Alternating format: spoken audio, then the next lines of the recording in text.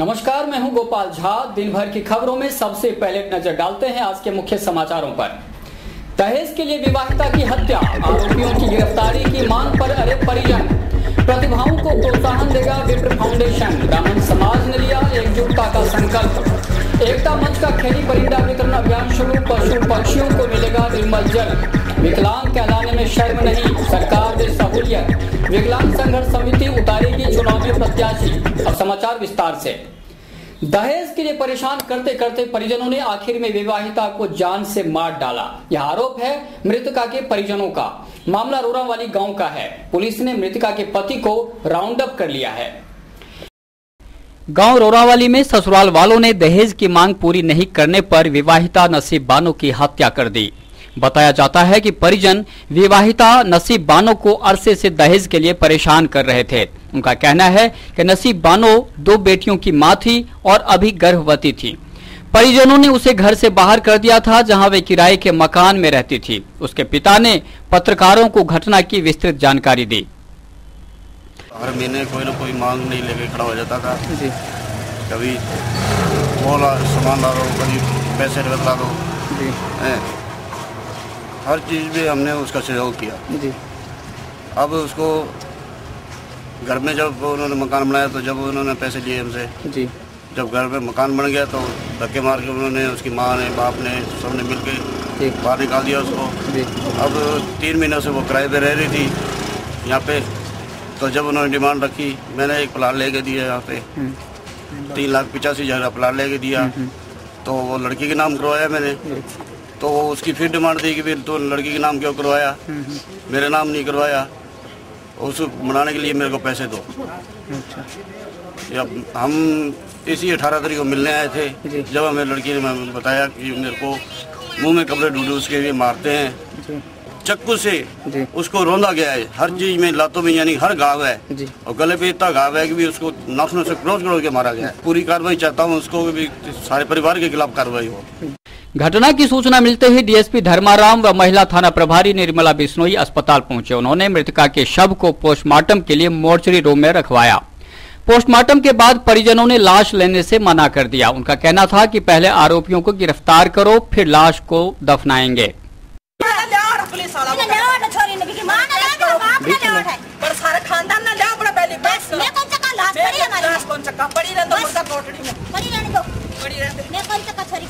आज मेरे 7 साल हो गए, वो मुर्दे पड़ी है वहाँ। 7 साल पहले मरी पड़ी थी। महिला थाना प्रभारी निर्मला बिश्नोई की समझाइश जारी थी। वहीं डीएसपी धर्माराम ने कहा कि पति को राउंड अप कर लिया गया है। शीघ्र ही आरोपी पुलिस की गिरफ्त में होंगे। इसके पति को राउंड अप कर दिया है, गला घोल की हत्या की गई है इसकी। बाकी आगे तफ्तीश करेंगे, एफआईआर दर्ज होगी। ब्राह्मणों को अब कोई लफाजी से नहीं लुभाया जा सकता। उन्हें अपनी एकता का एहसास होना चाहिए। इसलिए बगैर किसी राजनीतिक भेदभाव के वे एकजुट होकर समाज के उत्थान के लिए कार्य करेंगे। विप्र फाउंडेशन जिला इकाई की पहली बैठक में इन्हीं मुद्दों पर चर्चा हुई। कभी समाज और राजनीति को दिशा देने वाले ब्राह्मण समाज को आज खुद दिशा की जरूरत पड़ रही है। समाज हर क्षेत्र में पिछड़ता जा रहा है। समाज के गौरवशाली इतिहास पर परतें जमने लगी हैं। आखिर क्यों? बड़ा सवाल था यह, जो रविवार को विप्र फाउंडेशन की दुर्गा मंदिर धर्मशाला में हुई बैठक में बार बार गूंज रहा था। वरिष्ठ साहित्यकार ओम पुरोहित कागत, पीलीबंगा इकाई के अध्यक्ष एलडी तावणिया, एडीओ सुरेश कौशिक, पंडित रतनलाल शास्त्री, प्रदीप ऐरी, जिलाध्यक्ष दिनेश दाधीच, सचिव कालूराम शर्मा और पार्षद देवेंद्र पारिक आदि ने कहा कि समाज को हर क्षेत्र में आगे लाना फाउंडेशन का मकसद है।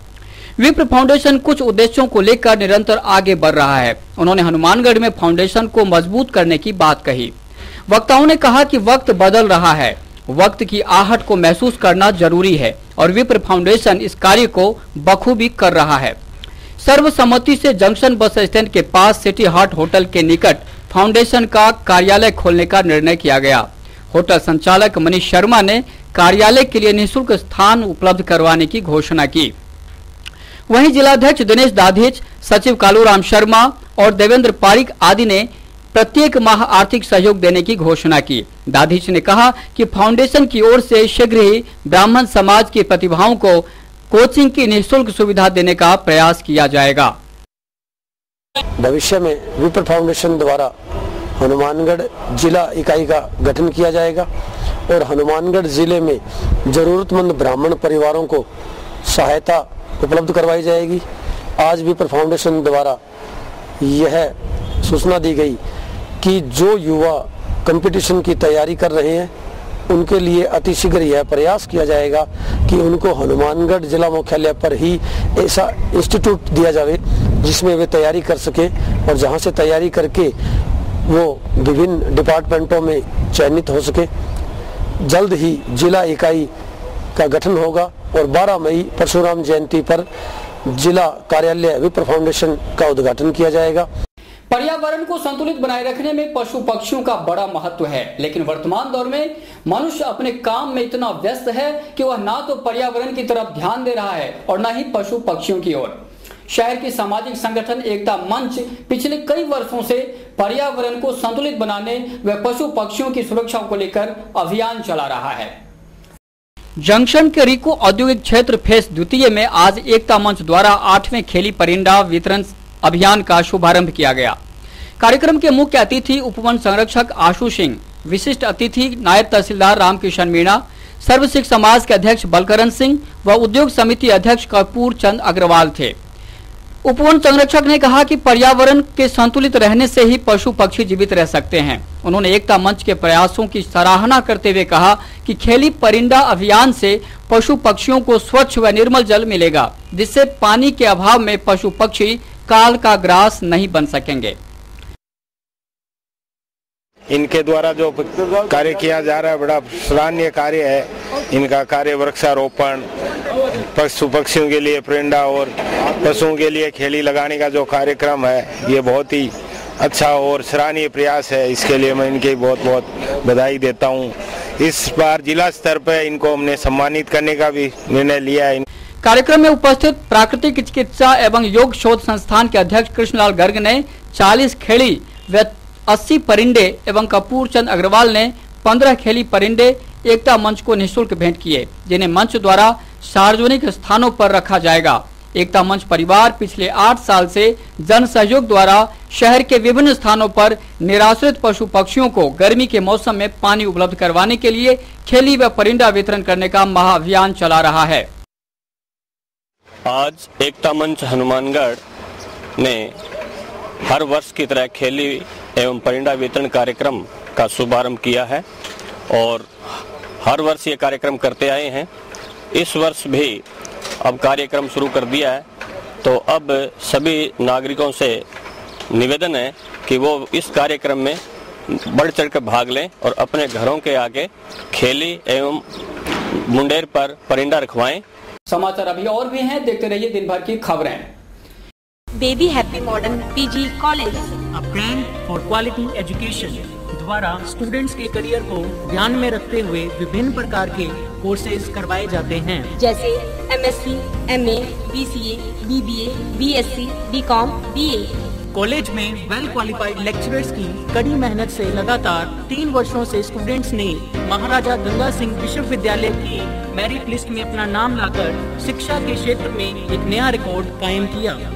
हाय, आई एम नूरजहां। मैं बीबीए की स्टूडेंट हूं। मैंने बीबीए फर्स्ट ईयर में यूनिवर्सिटी में 3rd रैंक प्राप्त किया था। इसका सारा श्रेय मैं अपने मैनेजमेंट और स्टाफ को देना चाहूँगी, जिन्होंने यहाँ पर मुझे इतनी अच्छी फैसिलिटीज़ प्रोवाइड करवाई। Simranjeet Kaur, first year I scored 80% marks, and for this I would like to thank for Baby Happy Modern PG College. The environment of this college is very learning and I have learned a lot of during these 2 years. College में corporate world की आवश्यकताओं को ध्यान में रखते हुए समय समय पर करियर गाइडेंस सेमिनार्स और वोकेशनल कोर्सेज आयोजित किए जाते हैं। महाविद्यालय में library, labs, wifi, playground, canteen, transport आदि फैसिलिटीज प्रोवाइड की जाती है। संस्था का उद्देश्य स्टूडेंट्स को एकेडमिक्स के साथ साथ एक्स्ट्रा करिकुलम एक्टिविटीज जैसे कल्चरल, स्पोर्ट्स आदि में संपन्न बनाना है। हमारे यहाँ पर आपको आकर्षक कीमतों पर 32 इंच LED, LCD टीवी उपलब्ध हैं। डीजी वर्ल्ड के शोरूम पर आपको आकर्षक ब्रांड वीडियोकॉन, सेंसुई, कैलकुलेटर, इलेक्ट्रोलैब, फिलिप्स, पैनासोनिक, कैनस्टार आदि के होम अप्लायंसेस मिलेंगे। यहाँ पर LED, LCD TV, AC, refrigerator, washing machine, microwave, water heater आदि इलेक्ट्रॉनिक सामान आकर्षक कीमतों पर एक ही छत के नीचे मिलेंगे। मैं Deepak Bansal radio corporation, Bansal electro power, DG world, Hanumangarh. हमने ये कामना की थी कि हम वर्ल्ड कप जीतेंगे, वो वर्ल्ड कप हम जीत चुके हैं। और मैं आपसे ये निवेदन करता हूँ कि जिले का सर्वप्रथम डीजी वर्ल्ड पर हर बढ़िया से बढ़िया वर्ल्ड की कंपनियां जो AC, LCDयाँ और वॉशिंग मशीनें, माइक्रो ओवन, होम अप्लायंस जो भी रखते हैं, आप हमें सेवा का मौका देवें उचित मूल्य पर और फुल गारंटी पर आपको इलेक्ट्रॉनिक्स उत्पादन यहाँ प्राप्त होंगे। जय हिंद, वंदे मातरम। संपर्क करें DG world, town junction road, Vijay cinema के सामने, हनुमानगढ़ टाउन।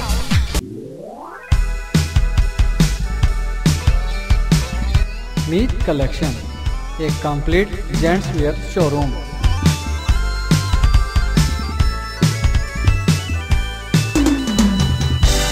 जहां पर आपको जेंट्स वेयर में रेडीमेड गारमेंट्स, इंपोर्टेड शूज, चप्पल आदि की भरपूर वैरायटी मिलेगी।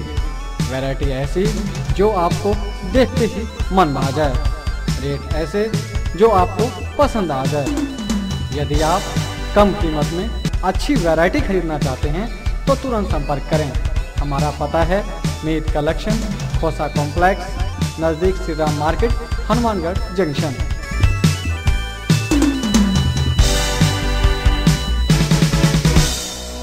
विकलांग संघर्ष समिति इस बार विधानसभा चुनाव में हनुमानगढ़ क्षेत्र से प्रत्याशी उतारेगी। रविवार को दुर्गा मंदिर में हुई बैठक में यह निर्णय किया गया। आगामी चुनाव में विकलांग संघर्ष समिति हनुमानगढ़ विधानसभा क्षेत्र से प्रत्याशी खड़ा करेगी। प्रदेशाध्यक्ष कानाराम जी नागल ने यह घोषणा की। दुर्गा मंदिर में हुई बैठक में उन्होंने कहा कि विकलांग ही विकलांगों की पीड़ा महसूस कर सकता है। उन्होंने लोकसभा चुनाव में भी क्षेत्र से प्रत्याशी उतारने का ऐलान किया। विकलांग समाज गुलामों की गुलाम ही बने रहे, इसलिए हमने अब की बार ये निर्णय लिया है, जो ऐतिहासिक लड़ाई है आज़ादी की। आज हम इस मीटिंग के अंदर ये निर्णय लिया है कि आने वाले विधानसभा क्षेत्र से हम एक उम्मीदवार चयन करेंगे और उसकी हम तारीख की घोषणा नहीं कर रहे हैं। आगामी तारीख की कभी भी हम उम्मीदवार का नाम की घोषणा नहीं कर रहे हैं और विधानसभा क्षेत्र की घोषणा कर रहे हैं। हनुमानगढ़ से हमारा एक उम्मीदवार चुनाव लड़ेगा और आगामी सन 2014 के अंदर लोकसभा चुनाव में भी हम एक उम्मीदवार हमारा उतारेंगे, ताकि हमारे विकलांग भाइयों का विधानसभा के अंदर जाकर विकलांग की पीड़ा विकलांग ही समझता है, ताकि विकलांगों को, विशेष योग्यजनों को सरकार आए दिन नाम चेंज करती है। समिति के प्रतिनिधियों ने इस बात पर नाराजगी जताई कि सरकार बार बार विकलांगों का नाम बदलवाने की बात करती है, लेकिन इससे कुछ नहीं होने वाला। हम सरकार से ये कहना चाहते हैं कि हमारा नाम बदलने से हमारे लोगों को उद्धार नहीं होता है और कागजों के अंदर जो आप योजना बनाते हो उसका भी हमारा उद्धार होने वाला नहीं है। तो हमने अब ये बीड़ा उठाया और हम गांव के अंदर अलग जगा रहे हैं, हमारे निःशक्त भाइयों सोयों को जगा रहे हैं। कृषि विपणन राज्य मंत्री गुरमीत सिंह कुन्नर का मानना है कि गेहूं की बंपर पैदावार नहीं होने से किसान रो रहे हैं। संक्षिप्त प्रवास पर हनुमानगढ़ पहुंचे कुन्नर ने कहा कि गेहूं से ज्यादा उम्मीद थी, लेकिन वह अधूरी रही। सर्व पंजाबी महासभा की ओर से हनुमानगढ़ जंक्शन में कुन्नर का स्वागत किया गया। सर्व पंजाबी महासभा की ओर से रविवार को कृषि विपणन मंत्री गुरमीत सिंह कुन्नर का स्वागत किया गया। भगत सिंह चौक के पास मेडिकल पॉइंट के संचालक राजेश अरोड़ा के आवास पर हुए समारोह में प्रोफेसर सुमन चावला, महेश जसूजा, बख्तावर सिंह, NP सिद्धू, चाचा चरणदास पाहूजा, सुरेंद्र गाड़ी और विजय खुंगर आदि मौजूद थे। इस दौरान एशियन न्यूज से कुन्नर ने कई मसलों पर खुलकर चर्चा की। कुन्नर ने कहा कि इस बार गेहूं की बंपर पैदावार की संभावना थी जो धूमिल हो गई, इससे किसान रो रहे हैं। फसल कोई बम्पर नहीं है, ये सिर्फ एक बात है बम्पर वाली। गेहूं का झाड़ क्या आ रहा है, रो रहे हैं सारे किसान, कम आ रहा है, झाड़ तो कम ही है, तो फिर बम्पर कैसे कह रहे हैं अपने। मंत्री गुरमीत सिंह कुन्नर ने कहा कि 4.5 साल के दौरान राज्य सरकार ने सभी वर्ग का बखूबी ध्यान रखा। आम आदमी को राहत पहुंचाने के लिए हर संभव उपाय किए गए। इससे प्रदेश में हर वर्ग सरकार से खुश है। गवर्नमेंट ने 4.5 साल हो गए आम आदमी के लिए, किसान के लिए, व्यापारी के लिए जो भी फैसले लिए हैं जनहित में एक से एक बढ़कर लिए। और अभी आम आदमी या गरीब आदमी के लिए लिए तो वो तो अपने से आए महीने कोई ना कोई ऐसी योजना आती है कि जिससे गरीब को संबल मिल रहा है, राहत मिल रही है।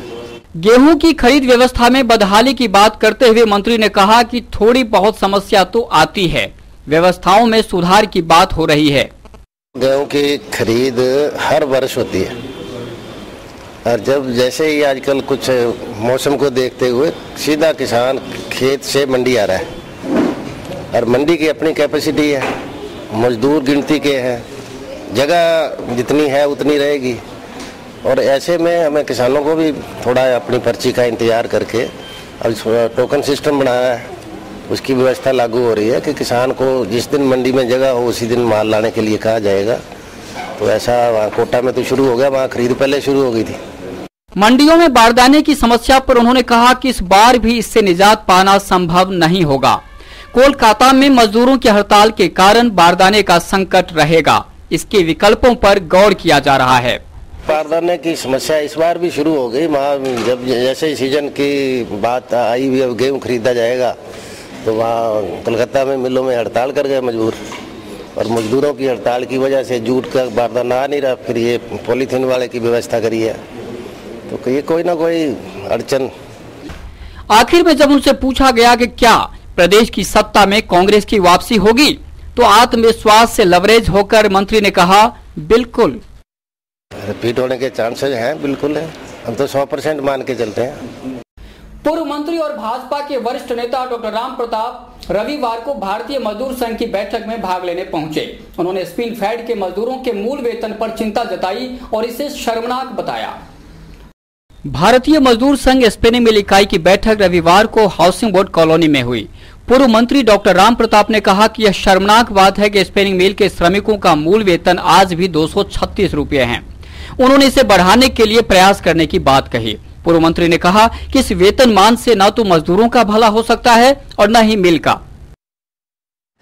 बेसिक सैलरी है इनकी, वो अगर किसी को बताई जाए तो मेरे ख्याल से आदमी का सिर है वो श्रम से झुकता है। आज से 30 साल पहले जो था उस हिसाब से चल रहा है, तो उस स्थिति में आदमी का भरण पोषण करना बड़ा मुश्किल है, उसके परिवार को चलाना, बच्चों की शिक्षा है, ये दायित्व है, ये जिम्मेवारी आदमी निभा नहीं सकता। तो भूखे पेट और इस मानसिक प्रताड़ना के हिसाब से चल रहा आदमी आगे जाकर के स्पिनिंग मिल को भी ज़्यादा कोई लाभ नहीं दे सकता।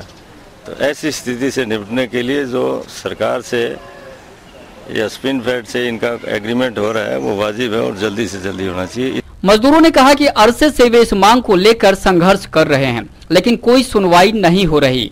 श्रमिक नेता महावीर सिंह, जय भगवान, श्याम सिंह भाटी, शिव कुमार शर्मा, पार्षद सुरेश कुमार, पूर्व पार्षद सौरभ शर्मा और राजेश गुप्ता आदि ने कहा कि इस संबंध में जयपुर में सीएमडी के साथ बातचीत भी हुई, जिसमें उन्होंने 800 रुपये बढ़ाने का वादा किया था, लेकिन आज तक कुछ भी नहीं हुआ। आज सबसे बड़ी समस्या हमारे पास वेतन वृद्धि की है। आज भी हमारे को 236 रुपये जो बेसिक है मूल वेतन वो दिया जाता है और हम काफी समय से भारतीय मजदूर संघ इस बात की मांग करता है कि जो हमारा मूल वेतन है वो बढ़ाया जाए। अभी पीछे 22 मार्च को स्पिन फेड मुख्यालय के अंदर सीएमडी साहब महोदय से एक वार्ता हुई थी, उसके ऊपर 800 रुपये मूल वेतन के और 95 रुपये हाउस रेंट के बढ़ाने की 1 अप्रैल से बढ़ाने की जो बात की गई थी, उसको भी अभी तक मैनेजमेंट ने लागू नहीं किया। तो हमारी ये मांग है कि उसको जल्दी से जल्दी लागू किया जाए। और अभी वक्त है हेडलाइंस का।